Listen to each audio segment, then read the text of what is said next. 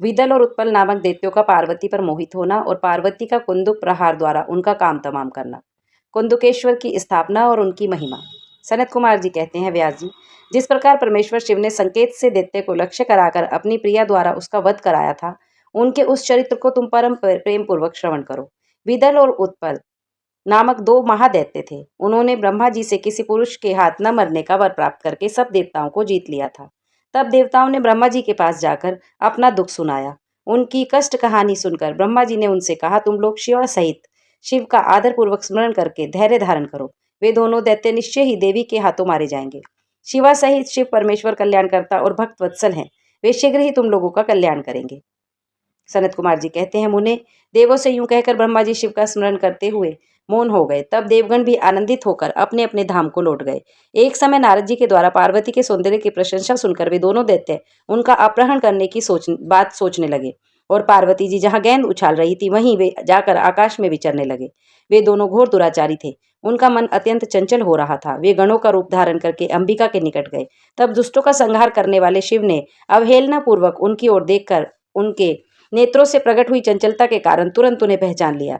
फिर तो सर्वरूपी महादेव ने दुर्गति नाशनी दुर्गा को कटाक्ष द्वारा सूचित कर दिया कि ये दोनों दैत्य हैं, गण नहीं। तब देवी पार्वती अपने स्वामी महाकौतुकी परमेश्वर शंकर के उस नेत्र संकेत को समझ गई। तदंतर सर्वज्ञ शिव की अर्धांगनी पार्वती ने उस संकेत को समझकर उसी गेंद से एक साथ ही उन दोनों पर चोट की। तब महादेवी की गेंद से आहत होकर वे दोनों महाबली दुष्ट दैत्य चक्कर काटते हुए उसी प्रकार भूतल पर गिर पड़े जैसे वायु के झोंकों से चंचल हुए दो पके हुए ताड़ के फल अपनी डंठल से टूटकर गिर पड़ते हैं, अर्थात जैसे वज्र के प्रहार से आघात महागिरी के दो शिखर ढह जाते हैं। इस प्रकार अकार्य करने के लिए उद्धत उन दोनों महादैत्यों को धराशायी करके वह गेंद लिंग रूप में परिणित हो गई। समस्त दुष्टों का निवारण करने वाला वह लिंग कंदुकेश्वर के नाम से विख्यात हुआ और ज्योतिष जयेष्ठेश्वर के समीप स्थित हो गया। काशी में स्थित कंदुकेश्वर लिंग दुष्टों का विनाशक, भोग मोक्ष का प्रदाता और सर्वदा सत्पुरुषों की समस्त कामनाओं को पूर्ण करने वाला है। जो मनुष्य इस अनुपम आख्यान को हर्षपूर्वक सुनता अथवा पढ़ता है, उसे भय का दुख कहाँ। वह इस लोक में नाना प्रकार के संपूर्ण उत्तमोत्तम सुखों को भोग कर अंत में देव दुर्लभ दिव्य गति को प्राप्त कर लेता है। ब्रह्मा जी कहते हैं, मुनि सतम, मैंने तुमसे रुद्र संहिता के अंतर्गत इस युद्ध खंड का वर्णन कर दिया। यह खंड संपूर्ण मनोरथों का फल प्रदान करने वाला है। इस प्रकार मैंने पूरी की पूरी रुद्र संहिता का वर्णन कर दिया। यह शिव जी को सदा परम प्रिय है और भक्ति मुक्ति फल प्रदान करने वाली है। सूत जी कहते हैं, इस प्रकार शिवानुगामी ब्रह्मपुत्र नारद शंकर के उत्तम यश को तथा शिव सतनाम को सुनकर कृतार्थ हो गए। यूं मैंने संपूर्ण चरित्रों में प्रधान तथा कल्याणकारक यह ब्रह्मा और नारद का सम्मान पूर्ण रूप से कह दिया। अब तुम्हारी ओर क्या सुनने की इच्छा है? रुद्र संहिता का युद्ध खंड संपूर्ण। शतरुद्र संहिता। शिवजी के सधोजात वामदेव, तत्पुरुष, अघोर और ईशान नामक 5 अवतारों का वर्णन। जो परमानंदमय हैं, जिनकी लीलाएं अनंत हैं, जो ईश्वरों के भी ईश्वर हैं, सर्वव्यापक, महान, गौरी के प्रियतम तथा स्वामी कार्तिक और विघ्नराज गणेश को उत्पन्न करने वाले हैं, उन आदिदेव शंकर की मैं वंदना करता हूँ। शौनक जी ने कहा, महाभाग सूत जी, आप तो व्यास जी के शिष्य तथा ज्ञान और दया की निधि है। अतः अब आप शंभु के उन अवतारों का वर्णन कीजिए जिनके द्वारा उन्होंने सत्पुरुषों का कल्याण किया। सूत जी बोले, शौनक जी, आप तो मननशील व्यक्ति हैं, अतः अब मैं आपसे शिव जी के उन अवतारों का वर्णन करता हूँ। आप अपनी इंद्रियों को वश में करके सद्भक्ति पूर्वक मन लगाकर श्रवण कीजिए। पूर्व काल में सनत कुमार जी ने नंदीश्वर से जो सत्पुरुषों की गति तथा शिव स्वरूप ही हैं, यही प्रश्न किया था। उस समय नंदीश्वर ने शिव जी का स्मरण करते हुए उन्हें यूं उत्तर दिया था। नंदीश्वर ने कहा, मुने, यूं तो सर्वव्यापी सर्वेश्वर शिव के कल्प कल्पांतरों में असंख्य अवतार हुए हैं, तथापि इस समय मैं अपनी बुद्धि के अनुसार उनमें से कुछ का वर्णन करता हूँ। 19वां कल्प जो श्वेत लोहित नाम से विख्यात है, उसमें शिवजी का सधोजात नामक अवतार हुआ था। वह उनका प्रथम अवतार कहलाता है। उस कल्प में जब ब्रह्मा पर ब्रह्मा का ध्यान कर रहे थे, उसी समय एक श्वेत और लोहित वर्ण वाला शिखाधारी कुमार उत्पन्न हुआ। उसे देखकर ब्रह्मा ने मन ही मन विचार किया। जब उन्हें यह ज्ञात हो गया कि यह पुरुष ब्रह्म रूपी परमेश्वर है, तब उन्होंने अंजलि बांधकर उनकी वंदना की। फिर जब भुवनेश्वर ब्रह्मा को पता लग गया कि यह सधोजात शिव कुमार शिव ही हैं, तब उन्हें महान हर्ष हुआ। वे अपनी सद्बुद्धि से बारंबार उस पर ब्रह्मा का चिंतन करने लगे। ब्रह्मा जी ध्यान कर ही रहे थे कि वहां श्वेत वर्ण वाले 4 यशस्वी कुमार प्रकट हुए। वे परमोत्कृष्ट ज्ञान संपन्न और परब्रह्मा के स्वरूप थे। उनके नाम थे सुनंद, नंदन, विश्वनंदन और उपनंदन। ये सब के सब महात्मा थे और ब्रह्मा जी के शिष्य हुए। इनसे वह ब्रह्मलोक व्याप्त हो गया। तदंतर सदोजात रूप से प्रकट हुए परमेश्वर शिव ने परम प्रसन्न होकर ब्रह्मा जी को ज्ञान तथा सृष्टि रचना की शक्ति प्रदान की। यह सदोजात नामक पहला अवतार हुआ। रक्त नाम से प्रसिद्ध 20वां कल्प आया। उस कल्प में ब्रह्मा जी ने रक्त वर्ण का शरीर धारण किया था। जिस समय ब्रह्मा जी पुत्र की कामना से ध्यान कर रहे थे, उसी समय उनसे एक पुत्र प्रकट हुआ। उसके शरीर पर लाल रंग की माला और लाल ही वस्त्र शोभा पा रहे थे। उनके नेत्र भी लाल थे और आभूषण भी लाल रंग का ही धारण किए हुए थे। उस महान आत्मबल से संपन्न कुमार को देखकर ब्रह्मा जी ध्यानस्थ हो गए। जब उन्हें ज्ञात हो गया कि ये वामदेव शिव है, तब उन्होंने हाथ जोड़कर उस कुमार को प्रणाम किया। उनके विरजा, विवाह, विशोक और विश्वभावन नाम से 4 पुत्र उत्पन्न हुए, जो सभी लाल वस्त्र धारण किए हुए थे। तब वामदेव रूपधारी परमेश्वर शंभु ने परम प्रसन्न होकर ब्रह्मा जी को ज्ञान तथा सृष्टि रचना की शक्ति प्रदान की। यह वामदेव नाम का दूसरा अवतार हुआ। इसके बाद 21वां कल्प आया, जो पीतवासा नाम से कहा जाता था। उस कल्प में महाभाग ब्रह्मा पीत वस्त्र धारी हुए। जब वे पुत्र की कामना से ध्यान कर रहे थे, उस समय उनसे एक महातेजस्वी कुमार उत्पन्न हुआ। उस प्रौढ़ कुमार की भुजाएं विशाल थी और उसके शरीर पर पीतांबर झलमला रहा था। उस ध्यानमग्न बालक को देखकर ब्रह्मा जी ने अपनी बुद्धि के बल से उसे तत्पुरुष शिव समझा।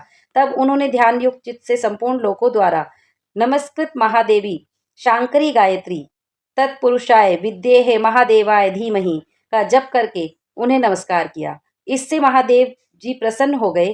तत्पश्चात उनके पार्श्व भाग से पीत वस्त्रधारी दिव्य कुमार प्रकट हुए। वे सब के सब योग मार्ग के प्रवर्तक हुए। यह तत्पुरुष नामक तीसरा अवतार हुआ। तत्पश्चात स्वयंभू ब्रह्मा के उस पीतवर्ण नामक कल्प के बीत जाने पर पुनः दूसरा कल्प प्रवृत्त हुआ। उसका नाम शिव था। जब एकानव की दशा से 1 सहस्त्र दिव्य वर्ष व्यतीत हो गए, तब ब्रह्मा जी प्रजाओं की सृष्टि करने की इच्छा से दुखी हो विचार करने लगे। उस समय उन महातेजस्वी ब्रह्मा के समक्ष एक कुमार उत्पन्न हुआ। उस महापराक्रमी बालक के शरीर का रूप काला रंग था। वह अपने तेज से उद्दीप्त हो रहा था तथा काला वस्त्र, काली पगड़ी और काला यज्ञोपवीत धारण किए हुए था। उसका मुकुट भी काला था और स्नान के पश्चात अनुलेपन चंदन भी काले रंग का ही था। उन भयंकर पराक्रमी महानस्वी देव देवेश्वर अलौकिक कृष्ण पिंगल वर्ण वाले अघोर को देखकर ब्रह्मा जी ने उनकी वंदना की। तत्पश्चात ब्रह्मा जी उन भक्तवत्सल अविनाशी अघोर को ब्रह्मा रूप समझकर इष्ट वचनों द्वारा उनकी स्तुति करने लगे। तब उनके पार्श्व भाग से कृष्ण वर्ण वाले तथा काले रंग का अनुलेपन धारण किए हुए 4 महामनस्वी कुमार उत्पन्न हुए। वे सब के सब परम तेजस्वी, अव्यक्त नामा तथा शिव सरीखे रूप वाले थे। उनके नाम थे कृष्ण, कृष्ण सिख, कृष्णास्य और कृष्ण कंठधृक। इस प्रकार उत्पन्न होकर उन महात्माओं ने ब्रह्मा जी की सृष्टि रचना के निमित्त महान अद्भुत घोर नामक योग का प्रचार किया। यह अघोर नामक चौथा अवतार हुआ। मुनीश्वरों, ब्रह्मा जी का दूसरा कल्प प्रारंभ हुआ। वह परम अद्भुत था और विश्वरूप नाम से विख्यात था। उस कल्प में जब ब्रह्मा जी पुत्र की कामना से मन ही मन शिव जी का ध्यान कर रहे थे, उसी समय महान सिंहनाद करने वाली विश्वरूपा सरस्वती प्रकट हुई तथा उसी प्रकार परमेश्वर भगवान ईशान प्रादुर्भूत हुए, जिनका वर्ण शुद्ध स्फटिक के समान उज्जवल था और जो समस्त आभूषणों से विभूषित हो थे। उन अजन्मा, सर्वव्यापी, सर्व अंतर्यामी, सब कुछ प्रदान करने वाले, सर्वस्वरूप, सुंदर रूप वाले तथा अरूप ईशान को देखकर ब्रह्मा जी ने उन्हें प्रणाम किया। तब शक्ति सहित विभु ईशान ने भी ब्रह्मा को सन्मार्ग का उपदेश देकर 4 सुंदर बालकों की कल्पना की। उन उत्पन्न हुए शिशुओं का नाम था जटी, मुंडी, शिखंडी और अर्धमुंड। ये योगानुसार सद्धर्म का पालन करके योग गति को प्राप्त हो गए। यह ईशान नामक 5वां अवतार हुआ। सर्वज्ञ सनत कुमार जी, इस प्रकार मैंने जगत की हित कामना से सद्गोजात आदि अवतारों का प्राकट्य संक्षेप में वर्णन किया। उनका वह सारा लोक हितकारी व्यवहार यथा तथ्य रूप से ब्रह्मांड में वर्तमान है। महेश्वर की ईशान, पुरुष घोर, वामदेव और ब्रह्मा, ये 5 मूर्तियां विशेष रूप से प्रसिद्ध हैं। इनमें ईशान, जो शिव स्वरूप तथा सबसे बड़ा है, पहले कहा जाता है। वह साक्षात प्रकृति के भोक्ता क्षेत्र में निवास करता है। शिव जी का दूसरा स्वरूप तत्पुरुष नाम से ख्यात है। वह गुणों के आश्रय रूप तथा भोग्य सर्वज्ञ में अधिष्ठित है। पिनाकधारी शिव का जो अघोर नामक तीसरा स्वरूप है, वह धर्म के लिए अंगों सहित बुद्धि तत्व का विस्तार करके अंदर विराजमान रहता है। वामदेव नाम वाला शंकर का चौथा स्वरूप अहंकार का अधिष्ठान है। वह सदा अनेकों प्रकार का कार्य करता रहता है।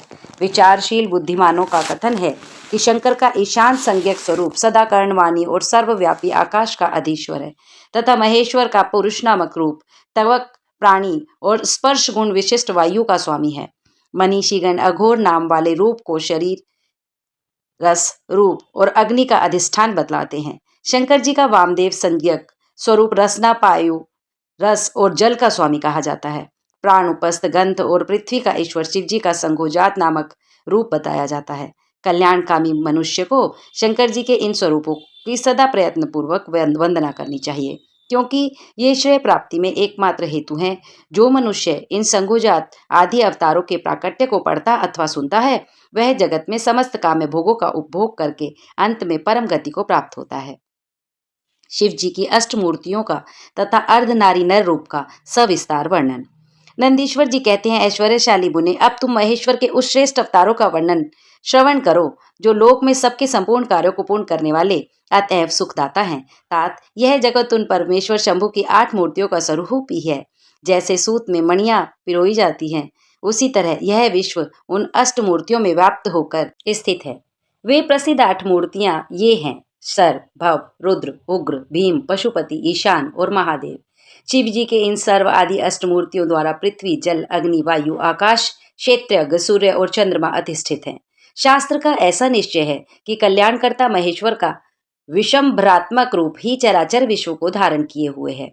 परमात्मा शिव का शलीलात्मक रूप, जो समस्त जगत को जीवन प्रदान करने वाला है, भव नाम से कहा जाता है, जो जगत के बाहर भीतर वर्तमान है और स्वयं ही विश्व का भरण पोषण करता है तथा स्पंदित होता है। उग्र रूपधारी प्रभु के उस रूप को सत्पुरुष उग्र कहते हैं। महादेव का जो सबको अवकाश देने वाला सर्वव्यापी आकाशात्मक रूप है, उसे भीम कहते हैं, जो भूत वृंदक का भेदक है। जो रूप समस्त आत्माओं का अधिष्ठान, संपूर्ण क्षेत्रों में निवास करने वाला और जीवों के भवपाश का छेदक है, उसे पशुपति का नाम समझना चाहिए। महेश्वर का संपूर्ण जगत को प्रकाशित करने वाला जो सूर्य नामक रूप है, उसे ईशान कहते हैं। वह धूलोक में भ्रमण करता है। अमृतमयी रश्मियों वाला जो चंद्रमा संपूर्ण विश्व को आह्लादित करता है, शिव का वह रूप महादेव नाम से पुकारा जाता है। आत्मा परमात्मा शिव का 8वां रूप है। यह मूर्ति अन्य मूर्तियों की व्यापिका है, इसलिए सारा विश्व शिव में है। जिस प्रकार वृक्ष के मूल को सींचने से उसकी शाखाएं पुष्पित हो जाती हैं, उसी तरह शिव का पूजन करने से शिव स्वरूप विश्व परिपुष्ट होता है। जैसे इस लोक में पुत्र पौत्र आदि को प्रसन्न देखकर पिता हर्षित होता है, उसी तरह विश्व को भली भांति हर्षित देखकर शंकर को आनंद मिलता है। इसलिए यदि कोई किसी भी देहधारी को कष्ट देता है, तो निसंदेह मानो उसने अष्टमूर्ति शिव का ही अनिष्ट किया है। सनत कुमार जी, इस प्रकार भगवान शिव अपनी अष्टमूर्तियों द्वारा समस्त विश्व को अधिष्ठित करके विराजमान है। अतः तुम पूर्ण भक्तिभाव से उन परम कल्याण रुद्र का भजन करो। प्रिय सनत कुमार जी, अब तुम शिव जी के अनुपम अर्धनारी नर रूप का वर्णन सुनो। महाप्राग, वह रूप ब्रह्मा की कामनाओं को पूर्ण करने वाला है। जब सृष्टिकर्ता ब्रह्मा द्वारा रची हुई सारी प्रजाएं विस्तार को नहीं प्राप्त हुई, तब ब्रह्मा उस दुख से दुखी हो चिंताकुल हो गए। उसी समय यों आकाशवाणी हुई, ब्राह्मण, अब मैथुनी सृष्टि की रचना करो। उस व्योम वाणी को सुनकर ब्रह्मा जी ने मैथुनी सृष्टि उत्पन्न करने का विचार किया, परंतु इससे पहले नारियों का कुल ईशान से प्रकट ही नहीं हुआ था, इसलिए पद्मयोनि ब्रह्मा मैथुनी सृष्टि रचने में समर्थ ना हो सके। तब वे यूं विचार कर कि शंभु की कृपा के बिना मैथुनी प्रजा उत्पन्न नहीं हो सकती, तब करने को उद्यत हुए। उस समय ब्रह्मा पराशक्ति शिवा सहित परमेश्वर शिव का प्रेम पूर्वक हृदय में ध्यान करके घोर तप करने लगे।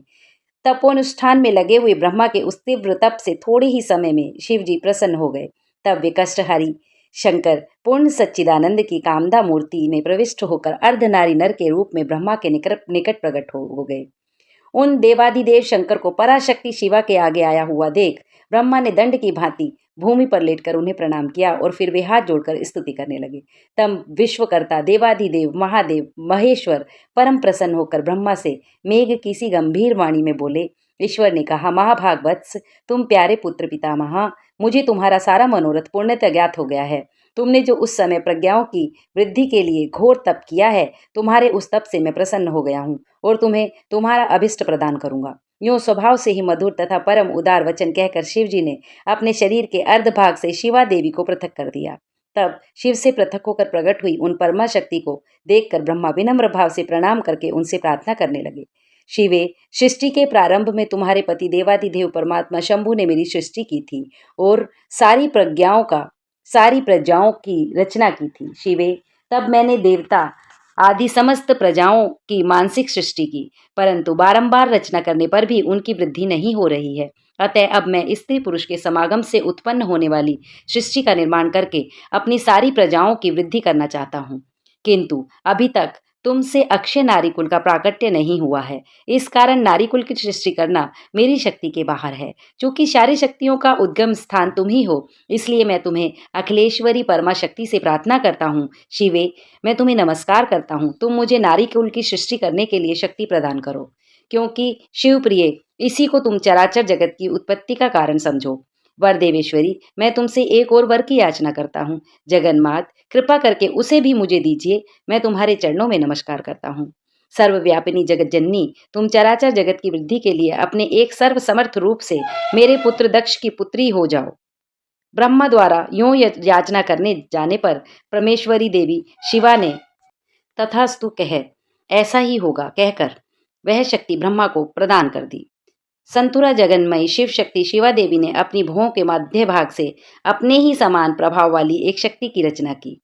उस शक्ति को देखकर देवश्रेष्ठ भगवान शंकर, जो लीलाकारी, कष्टहारी और कृपा के सागर हैं, हंसते हुए जगदम्बिका से बोले, देवी परमेष्ठी, ब्रह्मा ने तपस्या द्वारा तुम्हारी आराधना की है, अतः अब तुम उन पर प्रसन्न हो जाओ और उनका सारा मनोरथ पूर्ण करो। तब शिवा देवी ने परमेश्वर शिव की उस आज्ञा को सिर झुकाकर ग्रहण किया और ब्रह्मा के कथनानुसार दक्ष की पुत्री होना स्वीकार कर लिया। इस प्रकार शिवा देवी ब्रह्मा को अनुपम शक्ति प्रदान करके शंभु के शरीर में प्रविष्ट हो गई। तत्पश्चात भगवान शंकर भी तुरंत ही अंतर्ध्यान हो गए। तभी से इस लोक में स्त्री भाग की कल्पना हुई और मैथुनी सृष्टि चल पड़ी। इससे ब्रह्मा को महान आनंद हुआ। तात, इस प्रकार मैंने तुमसे शिव के महान अनुपम अर्धनारी नारार्ध रूप को वर्णन कर दिया। यह सत्पुरुषों के लिए मंगलदायक है। वाराह कल्प में होने वाले शिव जी के प्रथम अवतार से लेकर नवम ऋषभ अवतार तक का वर्णन। नंदीश्वर कहते हैं, सर्वज्ञ सनत कुमार जी, एक बार रुद्र ने हर्षित होकर ब्रह्मा जी से शंकर के चरित्र का प्रेम पूर्वक वर्णन किया था। वह चरित्र सदा परम सुखदायक है। शिव जी ने कहा था, ब्राह्मण, वाराह कल्प के 7वें मनवंतर में संपूर्ण लोकों को प्रकाशित करने वाले भगवान कल्पेश्वर, जो तुम्हारे प्रपौत्र हैं, वे व्यस्तवस्त मनु के पुत्र होंगे। तब उन मनवंतर की चतुर्युगियों के किसी द्वापर युग में मैं लोकों पर अनुग्रह करने तथा ब्राह्मणों का हित करने के लिए प्रकट होगा। ब्राह्मण युग प्रवृत्ति के अनुसार उस प्रथम चतुर्युगी के प्रथम द्वापर युग में जब प्रभु स्वयं ही व्यास होंगे, तब मैं उस कलयुग के अंत में ब्राह्मणों के हितार्थ शिव सहित श्वेत नामक महामुनि होकर प्रकट होऊंगा। उस समय हिमालय के रमणीय शिखर छांगल नामक पर्वत श्रेष्ठ पर मेरे शिखाधारी 4 शिष्य उत्पन्न होंगे। उनके नाम होंगे श्वेत, श्वेत शिख, श्वेताक्ष तथा श्वेत लोहित। वे चारों ध्यान योग के आश्रय से मेरे नगर में जाएंगे। वहां वे मुझे अविनाशी को तत्वत्व जानकर मेरे भक्त हो जाएंगे तथा जन्म जरा और मृत्यु से रहित होकर प्रब्रह्मा की समाधि में लीन रहेंगे। वत्स पितामह, उस समय मनुष्य ध्यान के अतिरिक्त दान धर्म आदि कर्म हेतुक साधन द्वारा मेरा दर्शन नहीं पा सकेगा। दूसरे द्वापर में प्रजापति सत्यव्यास होंगे। उस समय मैं कलयुग के सुतार नामक से उत्पन्न होऊंगा। वहां भी मेरे दुदुम्बी, शत्रुप तथा हश्रिक तथा केतुमान नामक 4 वेदवादी द्विज शिष्य होंगे। वे चारों ध्यान योग के बल से मेरे नगर को जाएंगे और मुझ अविनाशी को तत्वत्व जानकर मुक्त हो जाएंगे। तीसरे द्वापर में जब भार्गव नामक व्यास होंगे, तब मैं भी नगर के निकट ही दमन नाम से प्रकट होऊंगा। उस समय भी मेरे विशोक, विशेष, विपाप तथा पाप नाशन नामक 4 पुत्र होंगे। चतुरानन, उस अवतार में मैं शिष्यों को साथ ले व्यास की सहायता करूंगा और उस कलयुग में निवृत्ति मार्ग को सुदृढ़ बनाऊंगा। चौथे द्वापर में जब अंगिरा व्यास कहे जाएंगे, उस समय मैं सुहोत्र नाम से अवतार लूंगा। उस समय भी मेरे 4 योग साधक महात्मा पुत्र होंगे। ब्राह्मण, उनके नाम होंगे सुमुख, दुर्मुख, दुर्दम और दुरातिक्रम। उस अवसर पर भी उन शिष्यों के साथ मैं व्यास की सहायता में रहूंगा। 5वें द्वापर में सविता व्यास नाम से कहे जाएंगे। तब मैं कंक नामक महातपस्वी योगी होऊंगा। ब्राह्मण, वहां भी मेरे 4 योग साधक महात्मा पुत्र होंगे। उनके नाम बतलाता हूँ, सुनो। सनक, सनातन, प्रभावशाली सनंदन तथा सर्वव्यापक निर्मल तथा अहंकार रहित सनत कुमार। उस समय भी कंक नामधारी मैं सविता नामक व्यास का सहायक बनूंगा और निवृत्ति मार्ग को बढ़ाऊंगा। पुनः छठे द्वापर के प्रवृत्त होने पर जब मृत्यु लोक कारक व्यास होंगे और वेदों का विभाजन करेंगे, उस समय भी मैं व्यास की सहायता करने के लिए लोकाक्षी नाम से प्रकट होऊंगा और निवृत्ति पद को उत्पन्न करूंगा। वहां भी मेरे 4 दृढ़वृत्ति शिष्य होंगे। उनके नाम होंगे सुदामा, विरजा, संजय और विजय। विधे 7वें द्वापर के आरंभ में जब शतक्रम नामक व्यास होंगे, उस समय भी मैं योग मार्ग में परम निपुण जैगिष्यव्य नाम से प्रकट होऊंगा और काशीपुरी में गुफा के अंदर दिव्य देश में कुशासन पर बैठकर योग को सुदृढ़ बनाऊंगा तथा शतकृत नामक व्यास की सहायता और संसार भय से भक्तों का उद्धार करूंगा। उस युग में भी मेरे सारस्वत, योगीश, मेघवाह और सुवाहन नामक 4 पुत्र होंगे। 8वें द्वापर के आने पर मुनिवर वशिष्ठ वेदों का विभाजन करने वाले वेद व्यास होंगे। योग वित्तम, उस युग में भी मैं दधिवाहन नाम से अवतार लूंगा और व्यास की सहायता करूंगा। उस समय कपिल, आसुरी, पंचशिक और शालबल नामक मेरे 4 योगी पुत्र उत्पन्न होंगे, जो मेरे ही समान होंगे। ब्राह्मण नवी चतुर्युगी के द्वापर युग में मुनिश्रेष्ठ सारस्वत व्यास नाम से प्रसिद्ध होंगे। उन व्यास के निवृत्ति मार्ग की वृद्धि के लिए ध्यान करने पर मैं ऋषभ नाम से अवतार लूंगा। उस समय पाराशर, गर्ग, भार्गव तथा गिरीश नाम के 4 महायोगी मेरे शिष्य होंगे। प्रजापति, उनके सहयोग से मैं योग मार्ग को सुदृढ़ बनाऊंगा। इस प्रकार मैं व्यास का सहायक बनूंगा। उसी रूप में मैं बहुत से दुखी भक्तों का दया करके उनको भव सागर से उद्धार करूंगा। मेरा वह ऋषभ नामक अवतार योग मार्ग का प्रवर्तक, सारस्वत, व्यास के मन को संतोष करने वाला तथा नाना प्रकार से रक्षा करने वाला होगा। उस अवतार में मैं भद्रायु नामक राजकुमार को, जो विष दोष से मर जाने के कारण पिता द्वारा त्याग दिया जाएगा, जीवन प्रदान करूंगा। उस राजपुत्र की आयु के 16वें वर्ष में ऋषभ ऋषि, जो मेरे ही अंश हैं, उनके घर पधारेंगे। उस राजकुमार द्वारा पूजित होने पर वे सुद्रूपधारी कृपालु मुनि उसे राजधर्म का उपदेश करेंगे। तत्पश्चात वे दीन वत्सल मुनि हर्षित चित्त से उसे दिव्य कवच, शंख, संपूर्ण शत्रुओं का विनाश करने वाला एक चमकीला खड़ग प्रदान करेंगे। फिर कृपा पूर्वक उसके शरीर पर भस्म लगाकर उसे 12,000 हाथियों का बल भी देंगे। यूं माता सहित भद्राइयों को भली भांति आश्वासन देकर तथा उन दोनों द्वारा पूजित हो प्रभावशाली ऋषभ मुनि स्वेच्छा अनुसार चले जाएंगे। तब राजऋषि भद्रायु भी रिपुगणों को जीतकर तथा कीर्ति मालिनी के साथ विवाह करके धर्म पूर्वक राज्य करेंगे। मुने, मुझ शंकर का वह ऋषभ नामक 9वां अवतार ऐसा प्रभाव वाला होगा, वह सत्पुरुषों की गति तथा दीनों के लिए बंधु साहितकारी होगा।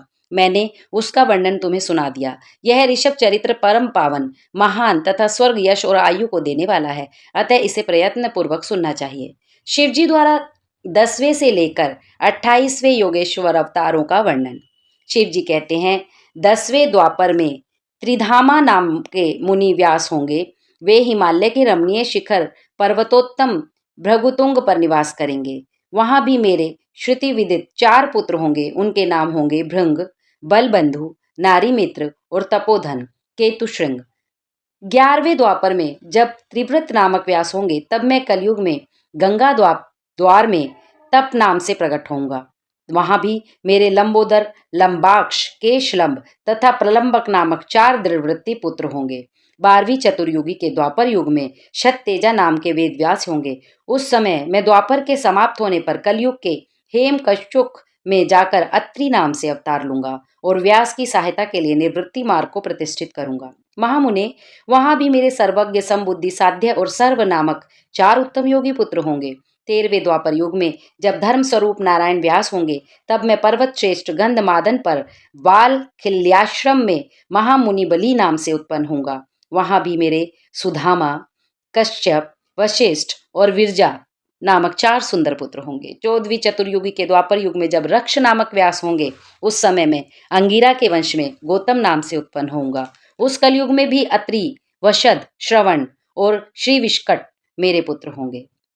15वें द्वापर में जब त्रयारुणी व्यास होंगे, उस समय में हिमालय के पृष्ठभाग में स्थित वेद शीर्ष नामक पर्वत पर सरस्वती के उत्तर तट का आश्रय ले वेदशिरा नाम से अवतार ग्रहण करूंगा।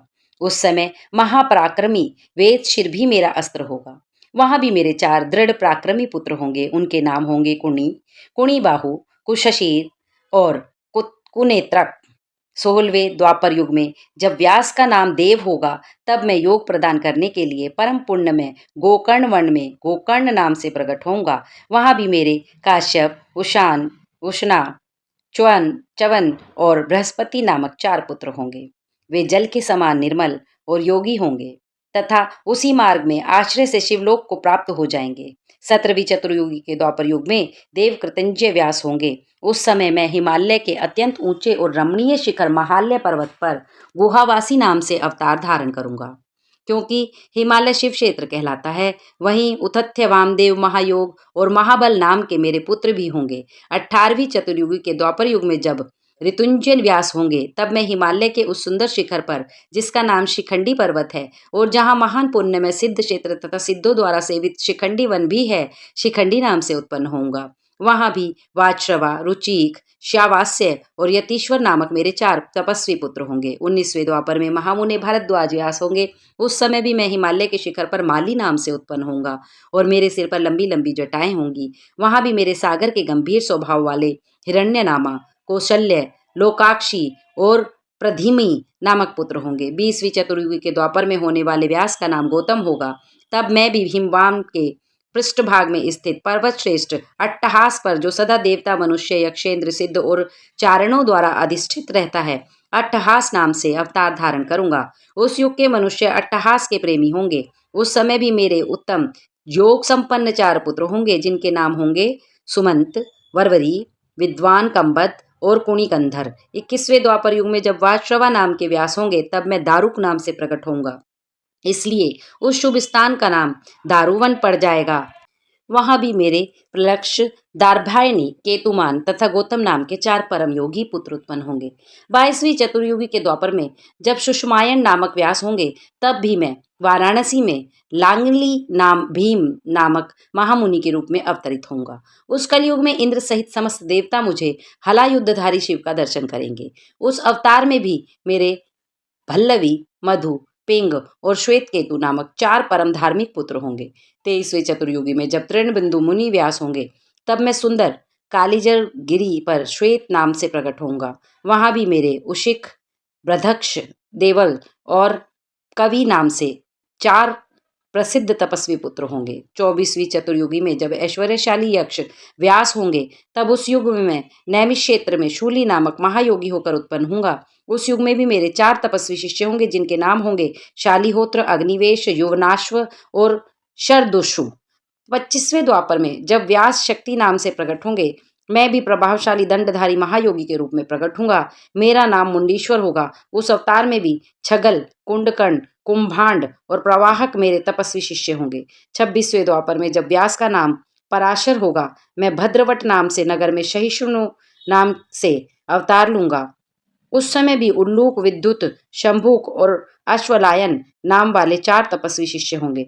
27वें द्वापर में जब जातुकर्ण्य व्यास होंगे, तब भी मैं प्रभास तीर्थ में सोम शर्मा नाम से प्रकट होऊंगा। वहां भी अक्षपाद, कुमार, उलूक और वत्स नाम से प्रसिद्ध मेरे 4 तपस्वी शिष्य होंगे। 28वें द्वापर में जब भगवान शिवहरि पाराशर के पुत्र रूप में देवपायन नामक व्यास होंगे, तब पुरुषोत्तम श्री कृष्ण अपने छठे अंश से वसुदेव के श्रेष्ठ पुत्र के रूप में उत्पन्न होकर वसुदेव कहलाएंगे। इसी समय योगात्मा में भी लोगों को आश्चर्य में डालने के लिए योग माया के प्रभाव से ब्रह्मचारी का शरीर धारण करके प्रकट होऊंगा। फिर शमशान भूमि में मृतक रूप से पड़े हुए अविच्छिन्न शरीर को देखकर मैं ब्राह्मणों के हित साधन के लिए योग माया के आश्रय से उसमें घुस जाऊंगा और फिर तुम्हारे तथा विष्णु के साथ मेरुगिरी की पुण्यमयी दिव्य गुहा में प्रवेश करूंगा। वहां मेरा नाम लकुली होगा। इस प्रकार मेरा यह काया अवतार उत्कृष्ट सिद्ध क्षेत्र कहलाएगा और यह जब तक पृथ्वी कायम रहेगी, तब तक लोक में परम विख्यात रहेगा। उस अवतार में भी मेरे 4 तपस्वी शिष्य होंगे। उनके नाम कुशिक, गर्ग, मित्र और पौरुष्य होंगे।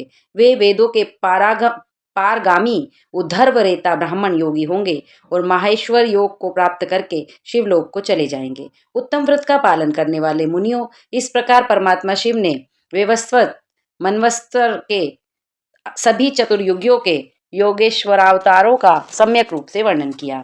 28 व्यास क्रमशः एक एक करके प्रत्येक द्वापर में होंगे और योगेश्वरावतार प्रत्येक कलयुग के प्रारंभ में प्रत्येक योगेश्वरावतारों के साथ अनेक 4 अविनाशी शिष्य भी होंगे, जो महान शिव भक्त और योग मार्ग की वृद्धि करने वाले होंगे।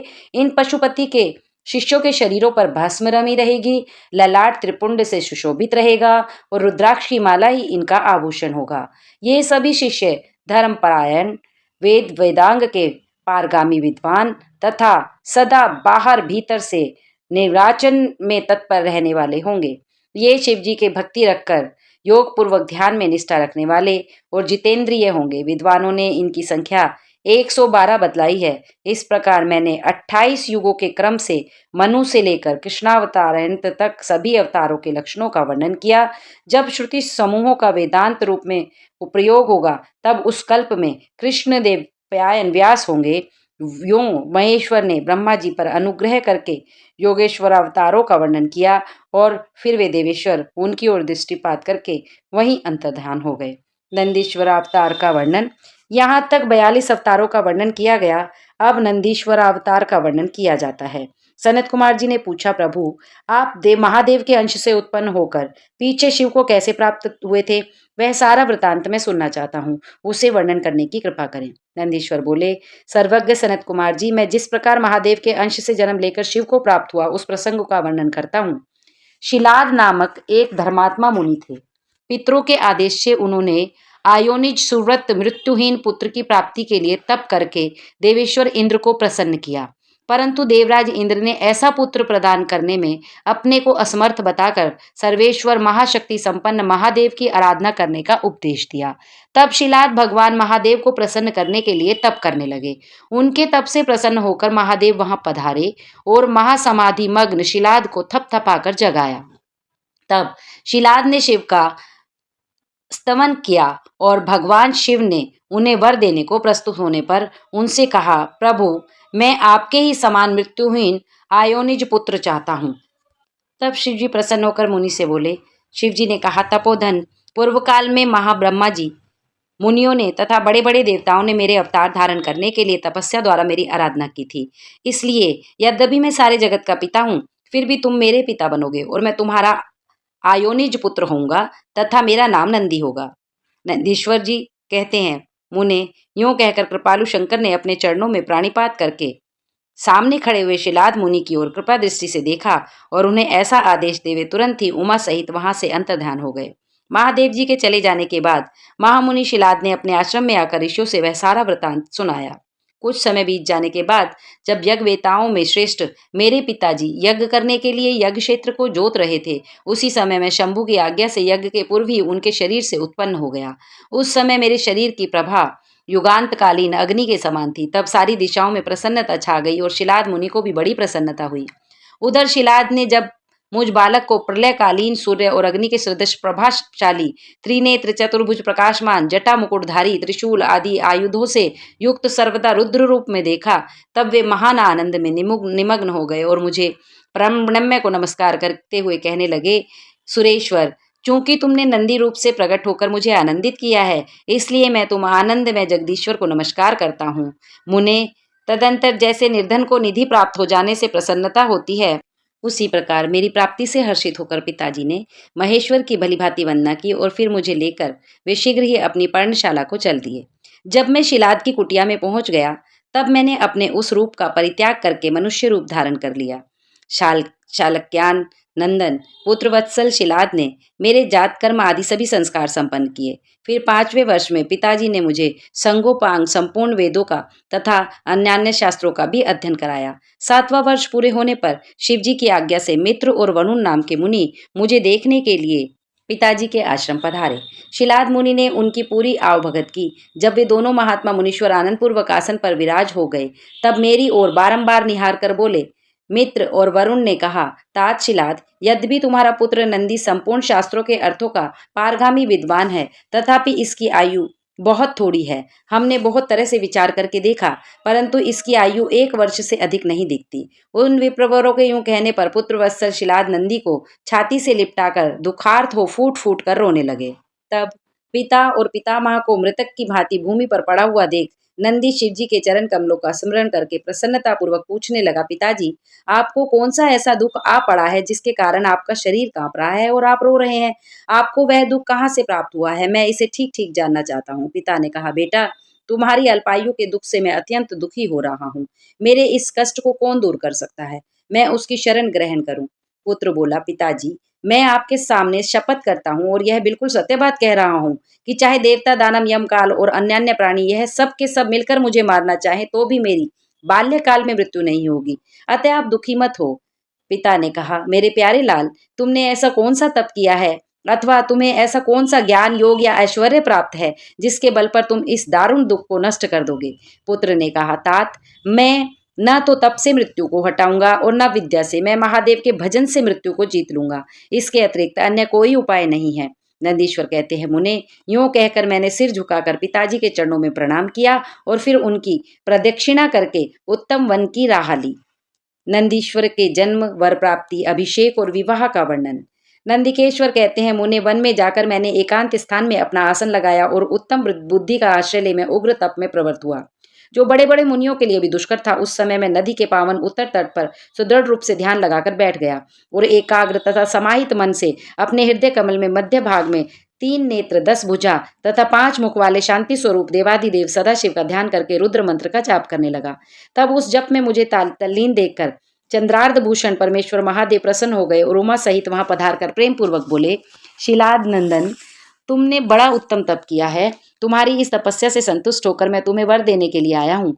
तुम्हारे मन में जो अभिष्ट हो वह मांग लो। महादेव जी के यूं कहने पर मैं सिर के बल उनके चरणों में लेट गया और फिर बुढ़ापा तथा शोक का विनाश करने वाले परमेशान की स्तुति करने लगा। तब परम कष्टहारी वृषभध्वज परमेश्वर शंभु ने मुझ परम भक्ति संपन्न नंदी को, जिसके नेत्र में आंसू छलक आए थे और जो सिर के बल चरणों में पड़ा था, अपने दोनों हाथों से उठाकर और शरीर पर हाथ फेरने लगे। फिर वे जगदीश्वर, गणाध्यक्षों तथा श्री हिमाचल कुमारी पार्वती देवी की ओर दृष्टिपात करके मुझे कृपा दृष्टि से देखते हुए बोले, वत्स नंदी, उन दोनों विप्रों को जो तो मैंने ही भेजा था।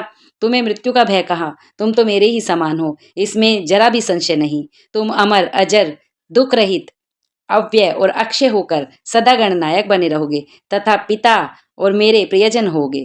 तुम में मेरे ही समान बल होगा। तुम नित्य मेरे पार्श्व भाग में स्थित रहोगे और तुम पर निरंतर मेरा प्रेम बना रहेगा। मेरी कृपा से जन्म, जरा और मृत्यु तुम पर अपना प्रभाव नहीं डाल सकेंगे। नंदीश्वर जी कहते हैं, मुने, यूं कहकर कृपा सागर शंभु ने कमलों की बनी हुई अपनी शिरोमाला को उतार कर तुरंत ही मेरे गले में डाल दिया। उस शुभ माला के गले में पड़ते ही मैं 3 नेत्रों और 10 भुजाओं में संपन्न हो गया तथा दित्य शंकर सा प्रतीत होने लगा। परमेश्वर शिव ने मेरा हाथ पकड़कर पूछा, बताओ अब तुम्हें कौन सा उत्तम वर दूं? फिर उन वृषभध्वज ने अपनी जटा में स्थित हार के समान निर्मल जल को हाथ में ले तुम नदी हो जाओ, यूं कहकर उसे छोड़ दिया। तब वह जल उत्तम ढंग से बहने वाली स्वच्छ जल से परिपूर्ण महान वेगशालिनी दिव्य रूपा 5 सुंदर नदियों के रूप में परिवर्तित हो गया। उनके नाम है जटोदगा, त्रिस्रोत्रता, वृषभ ध्वनि, स्वर्णार्ध का और जम्बू नदी। यह पंचनद शिव के पृष्ठभाग की भांति परम शुभ है। महेश्वर के निकट इसका नाम लेने से यह परम पावन हो जाता है। जो मनुष्य पंचनद पर जाकर स्नान और जप करके परमेश्वर शिव का पूजन करता है, वह शिव सायुज्य को प्राप्त होता है, इसमें संशय नहीं है। तत्पश्चात शंभु ने उमा से कहा, मैं नंदी का अभिषेक करके इसे गणाध्यक्ष बनाना चाहता हूँ। इस विषय में तुम्हारी क्या राय है? उमा बोली, देवेश, आप नंदी को गणाध्यक्ष पद प्रदान कर सकते हैं। यह शिलानंदन भी मेरे लिए पुत्र सरीखा है, इसलिए नाथ, यह मुझे बहुत ही प्यारा है। शिवजी बोले, गणनायको, तुम सब लोग मेरी एक आज्ञा का पालन करो। यह मेरे प्रिय पुत्र नंदीश्वर सभी गणनायकों का अध्यक्ष और गणों का नेता है, इसलिए तुम सब लोग मिलकर इसका मेरे गणों के अधिपति पद पर प्रेम पूर्वक अभिषेक करो। आज से यह नंदीश्वर तुम लोगों का स्वामी होगा।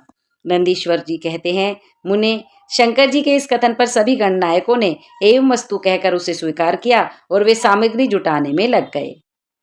फिर सब देवताओं और मुनियों ने मिलकर मेरा अभिषेक किया। मरुतों की मनोहारिणी दिव्य कन्या सुयशा से मेरा विवाह करवा दिया। उस समय मुझे बहुत सी दिव्य वस्तुएं मिली। इस प्रकार विवाह करके मैंने अपनी उस पत्नी के साथ शंभु, शिवा, ब्रह्मा और श्री हरि के चरणों में प्रणाम किया। वह त्रिलोकेश्वर भक्तवत्सल भगवान शिव पत्नी सहित मुझसे प्रेम पूर्वक बोले, यह तुम्हारी प्रिया सुयशा, और तुम मेरी बात सुनो। तुम मुझे परम प्रिय हो, अतः मैं स्नेह पूर्वक मनोवांछित वर प्रदान करूंगा। देवी पार्वती सहित मैं तुम पर सदा संतुष्ट हूँ। तुम मेरा उत्तम वचन सुनो। तुम मेरे अटूट प्रेमी, विशिष्ट, परम ऐश्वर्य संपन्न, महायोगी, महान धनुर्धारी, अजय, सबको जीतने वाले, महाबली और सदा पूज्य होंगे। जहाँ मैं रहूंगा वहाँ तुम्हारी उपस्थिति होगी और जहाँ तुम रहोगे वहाँ मैं उपस्थित रहूंगा। यही दशा तुम्हारे पिता और पितामह की भी होगी। तुम्हारे ये महाबली पिता परम ऐश्वर्यशाली मेरे भक्त और गणाध्यक्ष होंगे। ये ही नियम तुम्हारे पितामह पर भी लागू होगा। अंत में तुम सब लोग मुझसे वरदान प्राप्त करके मेरा सानिध्य प्रदान करोगे। महाभागा उमा देवी वर देने के लिए उत्सुक हो मुझे नंदी से बोली, बेटा तू मुझसे भी वर मांग ले, मैं भी तेरी सारी अभिष्ट कामनाओं को पूर्ण कर दूंगी। तब मैंने हाथ जोड़कर कहा, देवी आपके चरणों में सदा मेरी उत्तम भक्ति बनी रहे। ऐसा सुनकर देवी ने एवमस्तु, ऐसा ही होगा। फिर शिवा नंदी की प्रियतमा पत्नी सुयशा से बोली, देवी ने कहा, तुम भी अपना अभिष्ट वर ग्रहण करो। तुम्हारे 3 नेत्र होंगे। तुम जन्म बंधन से छूट जाओगी और पुत्र पौत्र से संपन्न रहोगी तथा तुम्हारी मुझ में और अपने स्वामी में अटल भक्ति बनी रहेगी। नंदीश्वर कहते हैं, मुने शिव जी की आज्ञा से परम प्रसन्न हुए ब्रह्मा, विष्णु और समस्त देवगणों ने भी प्रेम पूर्वक हम दोनों को वरदान दिए। शिव कुटुंब सहित मुझे अपनाकर तथा उमा सहित वृषभ आरूढ़ हो संबंधियों तथा बांधवों के साथ अपने निवास स्थान को चले गए। तब वहां उपस्थित विष्णु आदि समस्त देवता मेरी प्रशंसा तथा शिव शिवा की स्तुति करते हुए अपने अपने धाम को चले गए। इस प्रकार मैंने तुमसे अवतार का वर्णन कर दिया। यह मनुष्य के लिए सदा आनंददायक और शिव भक्ति का वर्धक है। जो श्रद्धालु मानव भक्ति भावित चित्त से मुझ नंदी के इस जन्म, वर प्राप्ति, अभिषेक और विवाह के वृतांत को सुनेगा अथवा दूसरों को सुनाएगा तथा पढ़ेगा या दूसरों को पढ़ाएगा, वह इस लोक में संपूर्ण सुखों को भोग कर अंत में परम गति को प्राप्त होगा।